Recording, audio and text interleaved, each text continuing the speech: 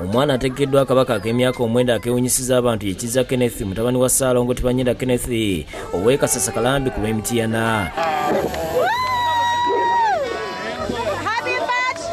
Akabaka kabadde ku Forest Park e Buloba wabula ng'ekiwuniikiriza abantu ababadde bazze okuwerera ku nsimbi mu kifo kino be bagenyi abayitiddwa ng'embwa zibadde zisinga obungi. Bano bavudde ku byebaddeko ne bajja okwerabira ku kigenda mu maaso. Omwana olusaze keeki n'atandika okugabula embwa ng'obwedda aliiseemu ku emu.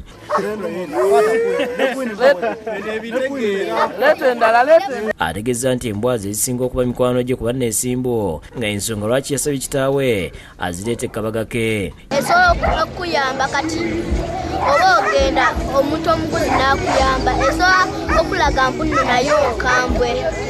Kiza agambye nti asobola bulungi okwogerezeganya n'embwa zino nga nazo tezimukola ku kabi konna. Ate embwa zo zisobola kumanya Luzungu naye Oluganda tezirutegeera bulungi. Kitaawe Ssaalongo Tibanyenda agamba nti mutabani we bwe yamusabye amuleetere embwa akabaga ke kwe kukubira mikwano gye abalina embwa bazireete bajaganyize wamu. Yayagala amukolere surprise naye surprise gye yayagala embwa zimuwerekere era n'akubira mikwano gy'embwa endala ne bazireeta embwa zonna ne zikola ki ne zitwegattako.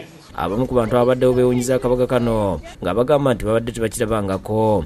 Embwa mbadde nziraba mu mikwano gyange nga nange nzirina naye ekya birthday ng'eno olunaku nga luno omuntu okusaba okuze olunaku lunembwa lwensoso kiraba. Tukawo nindaba embwa nazo zikoze semusaako nazo nga kusala ku keeki nago gye ziri nazo ne baziwa keeki. Omukolo oluwedde ne batandika okuzannya n'embwa emizannyo. Abudi Muwonge yakusakidde gweno ku Lwabukedde TV.